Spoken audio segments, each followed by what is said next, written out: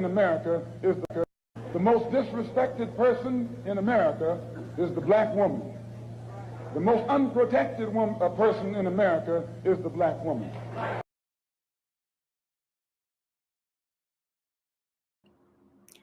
Hey, what's up, beautiful souls?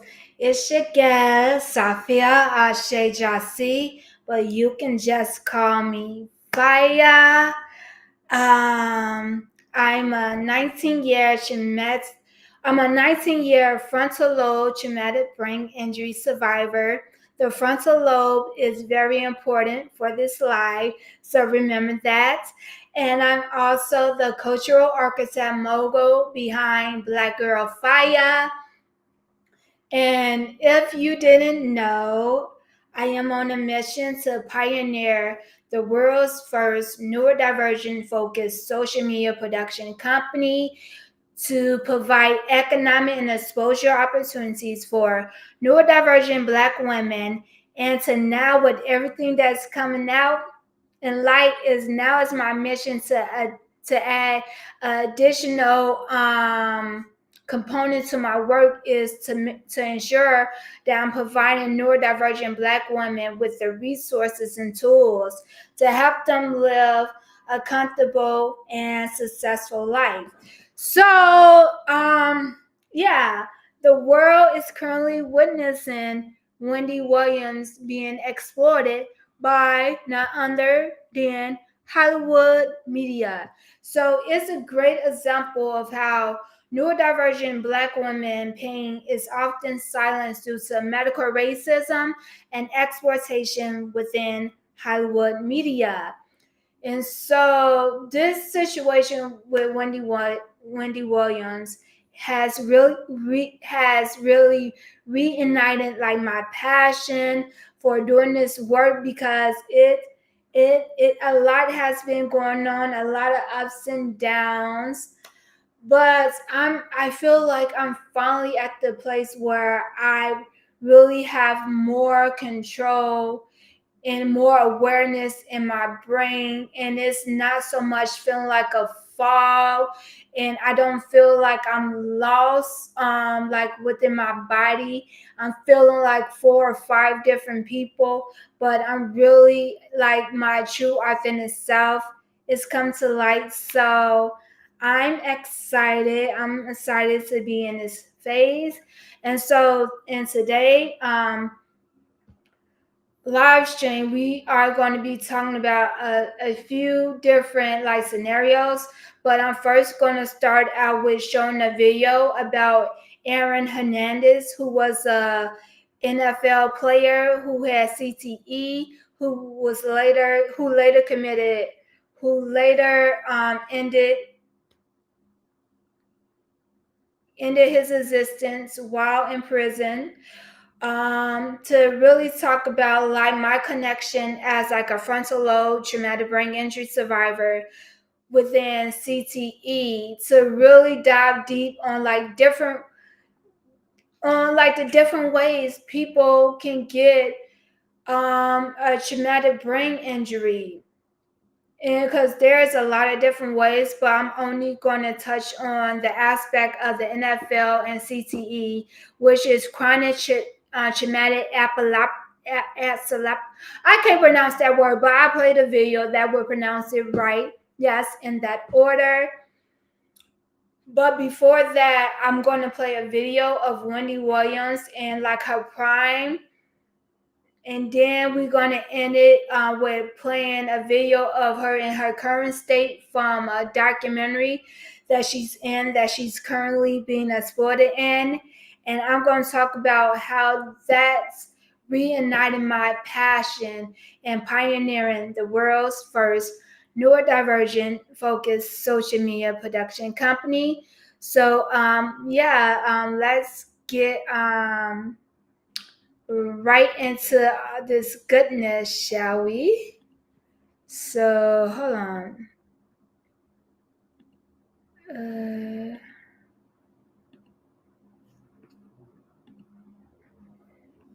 So bear with me, beautiful people.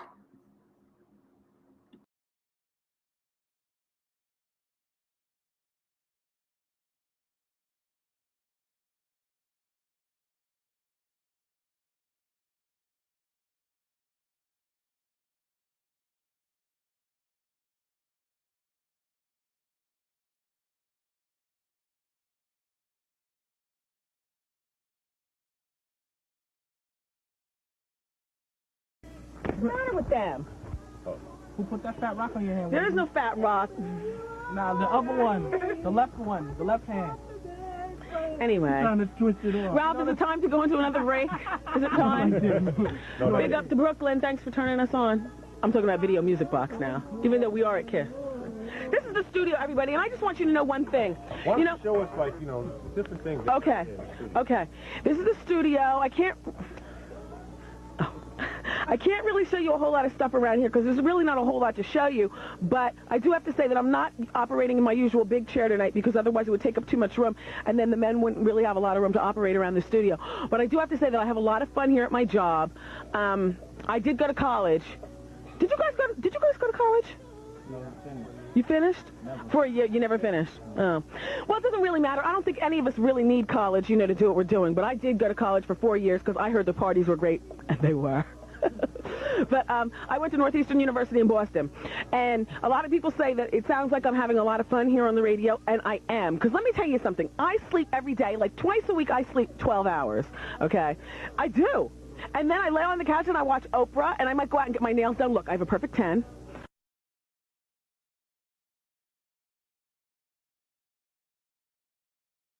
So I will come back on the screen. So we need to, because let's be real, Black women are trendsetters. Wendy Williams has laid the foundation and set the blueprint for what we know now as celebrity gossip. She started from radio. She is the blueprint.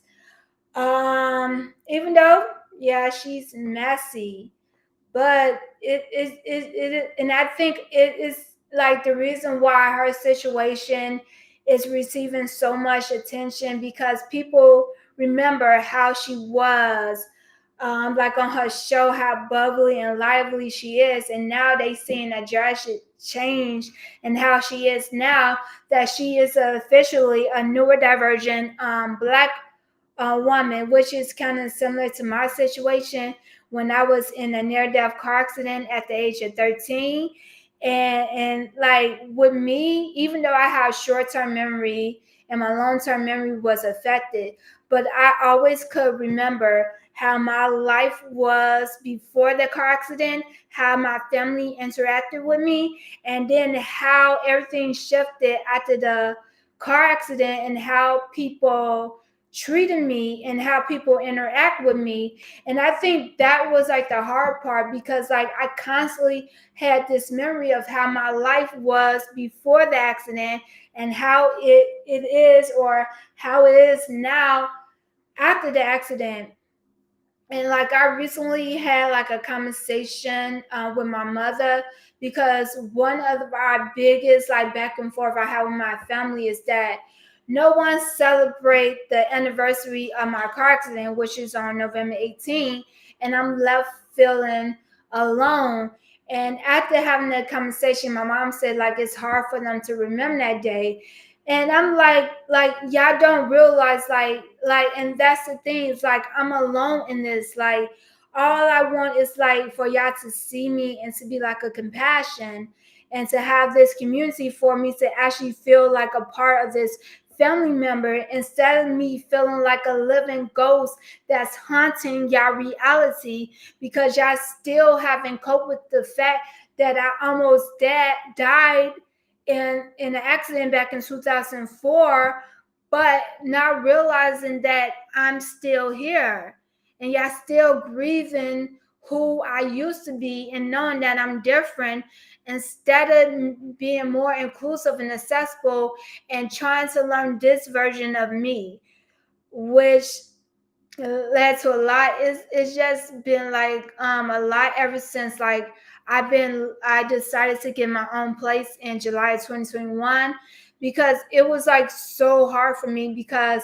I literally have to ride on the bus back and forth from the very place where I got hit out every day, and like how much that's a lot for me to like deal with. And I felt so alone, like even though like in things that I need, like people, like if I needed like money or material value, like yes, I received that, but the emotional, mental, and spiritual care that I would like to receive from my family, I didn't get. So yeah, and just going back to like the Wendy Williams situation, and just thinking about that, 1 in 4 people in America have a disability, and disability is the largest marginalized group that anyone can become a member of at any given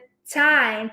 And the way that this society is set up and how it treats people with disability like we are throwaway, like we nothing, even though there's the ADA, the American Disability Act, which has been in place since 1990. I'm only a year younger than the ADA. And here in Chicago and Illinois, there's extra protection, the Illinois Human Rights Act and the Chicago Mutual Code that's supposed to protect my rights as a person with disability. And instead of those people being aware of those laws and those laws being properly enforced, I spend most of my time having to fight, go back and forth with people with like all the things that I want peace. I want a life of ease. Like I don't want to have to like fight, or I don't like conflict for like my reasons. You're gonna find out once I play the video about Aaron Hernandez, because like I know where I can go, and I'm quiet and I present like a lighter side, a more can say a lesser version of myself, because I know if I showcase the full version of who I am, I'd be fighting every day, and who Lord knows where I would be right now. So the next video that I want to play is of Aaron Hernandez. So like I said, like Aaron Hernandez, after his passing, it came out that he had a severe case of CTE, which is chronic traumatic encephalopathy. Yeah, I think I pronounced it right that time, which is another version of traumatic brain injury, which is one of my goals why I want to work with the NFL to highlight the dangers of not like proper protocols or system put into place with protecting these NFL players. And it's kind of like, it's good, yes, it's entertainment, it's fun for us to watch, but it's not talk about how a lot of these NFL veterans are treated after they stop playing for the NFL, and how a lot of time enter homeless and enter to a life of crime. Like that isn't talked about, and how like a lot of these NFL players give so much their body, their mind to the NFL players to love to be treated as a throwaway when they no longer able to perform for the NFL, which is a problem. So we are going to listen to this video and get more in depth about Aaron Hernandez's situation. And I will talk about one of the dark aspects that I have experienced with having traumatic brain injury that is closely related to Aaron Hernandez's situation. Like, yeah.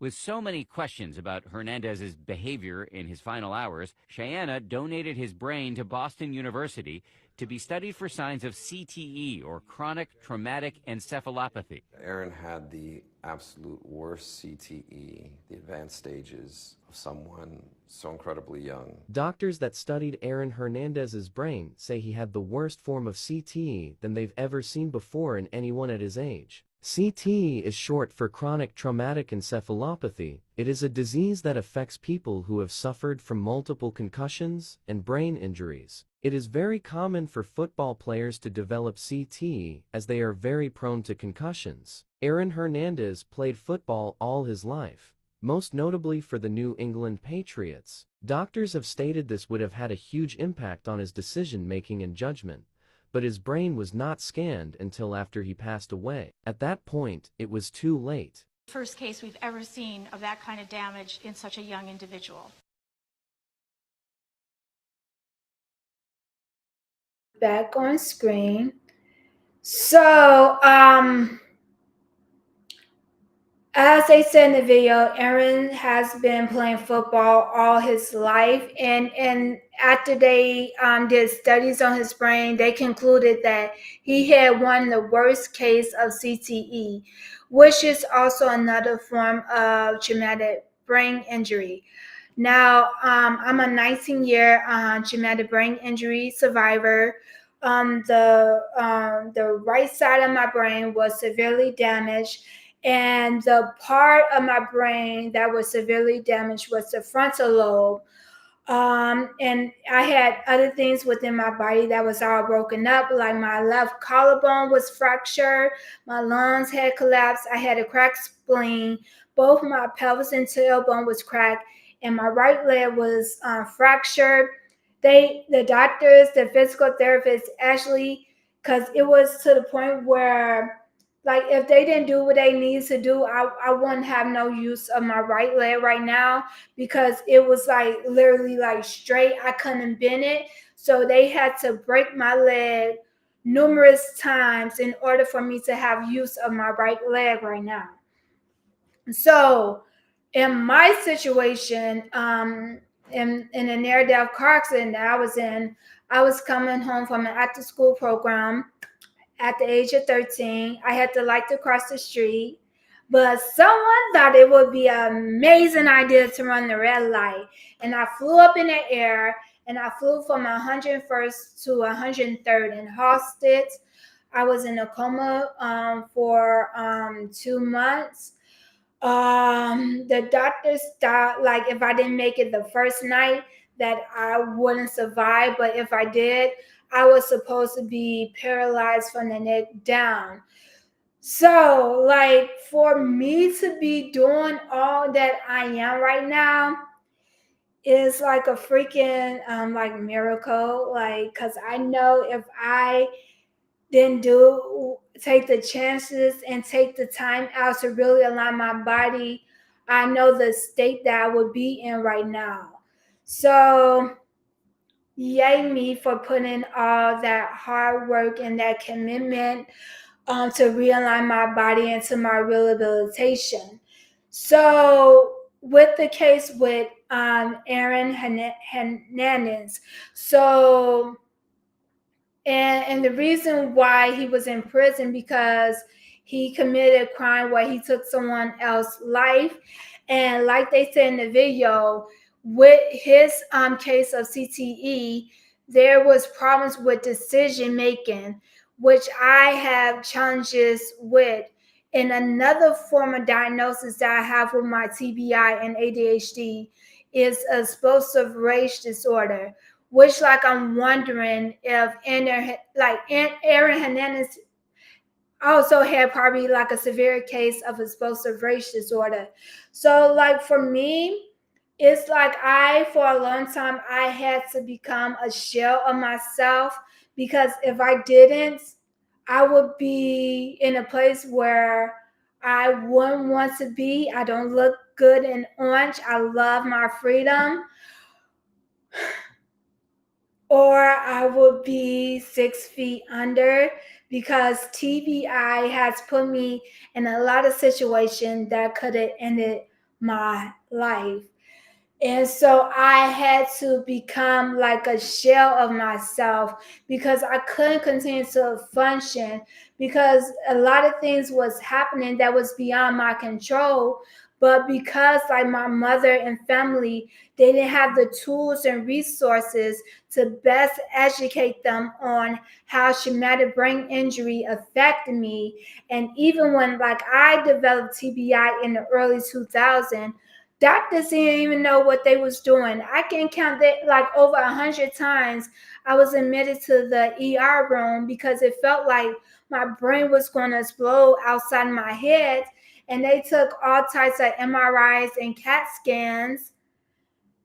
And they said like, oh, nothing's wrong with you. You're free to go home, which is why another reason because something else happened to me, but I don't trust doctors. I can't get with Western medicine because it was up to them. Like I would be a version of myself that wouldn't be able to function and I wouldn't be happy with. So the reason why I'm here is because like holistic practices, medication and nature, trying my best to eat a plant-based diet, which is easier said than done, doing Pilates, and just really connecting with nature. That's why I'm the version of me that you see here today. But like if like I didn't become a shell myself, I would probably end up where Aunt Erin Hernandez is like right now, which like it's very heavy and burdensome for me because I see where I could have been right now. But this is why I'm so thankful for art. Art literally saved my life. Art has helped me rediscover myself as a member of the African diaspora, a woman, and a traumatic brain injury survivor, re-enter into an inaccessible society.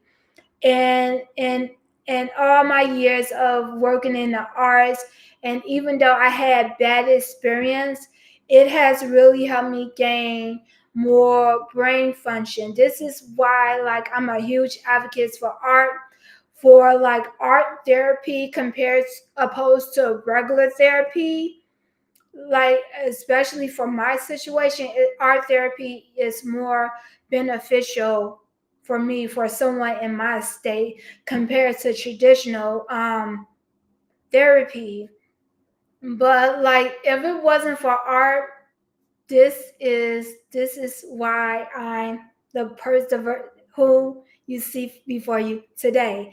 So now I'm going to play the last video of how Wendy, of a snippet of the documentary of how Wendy Williams is currently being exploited through Hollywood media. So yeah.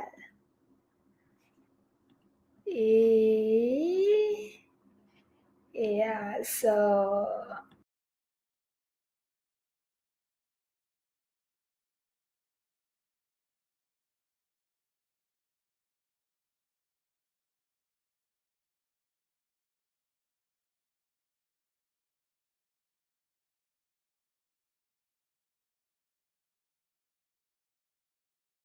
My real name is Wendy Hunter. Hunter. Yep. Mm-hmm. And I'm divorced. Yes. He's got no money. Yeah.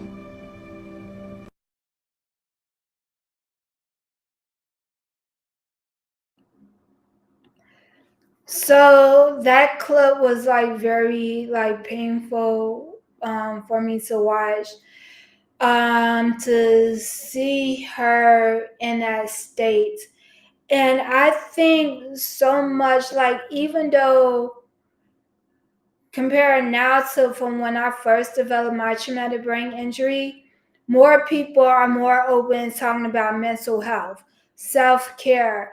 But I don't think we have really reached a place where we are able to have emotional, mentally, and spiritual mature conversation regarding mental health and well-being and neurodivergency where it's not like people not putting constant attacks on like one another, where we don't know it's okay for us to disagree because it's over 8 billion people in the world. We're not going to all agree. And what makes us different is what makes the world go around. And we have different abilities and different experience.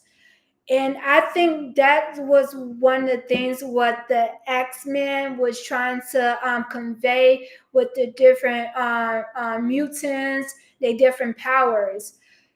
And I think that's like a powerful message that like who is it, Stan Lee that created X-Men? I think. But it's hard to see her withering away, and knowing that there are tools and resources that can be beneficial to Wendy, because like I was in a similar state to Wendy, but that's how powerful the arts is and how potent art therapy is in connecting with nature. And we don't utilize the healing properties of art and connecting with nature. And I think that needs to be more ingrained within our society. But yet, it's still a long way to go because we still operate in an inaccessible society where a lot of people fear to be their true, authentic self. But that's another conversation for another time.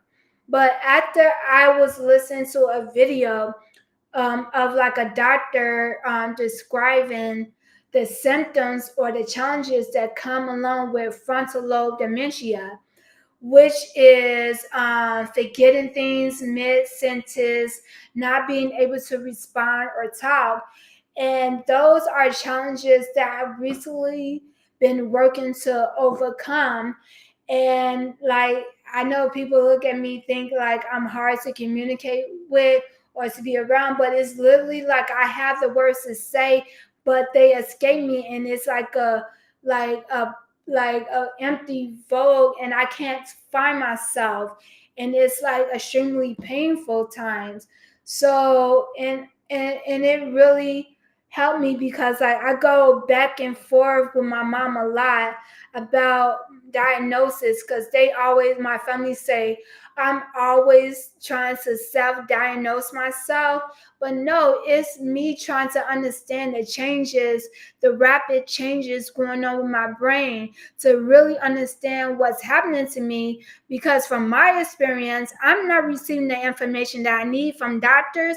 Yeah, my family don't have the tools and resources. So I need to understand this for myself, because I'm not willing to continue to live my life as a victim, to continue to be traumatized over and over again, because I know I'm capable of so much and I have a life mission to fulfill, and I can't fulfill it in this state. So yes, I need to understand it. So me and my mom go back and forth, and I always ask, because like my mom, she she worked with children that are neurodivergent. So like I feel like when I was going through in the early stage, she did the best she could, and because what she done is the reason why I'm here today. But there was times where she fell short because she didn't have the proper tools or resources.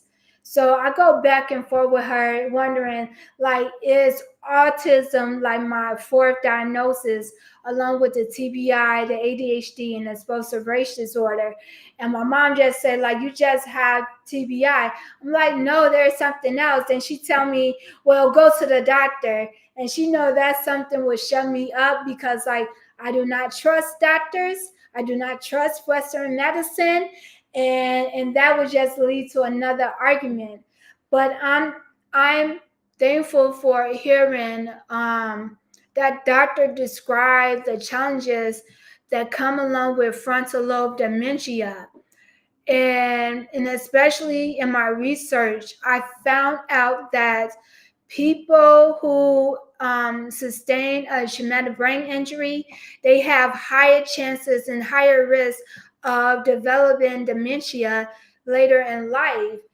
And so like it just like a light bulb went off, and it helped me to better understand like my current state, what like I'm experiencing as like a frontal lobe traumatic brain injury survivor.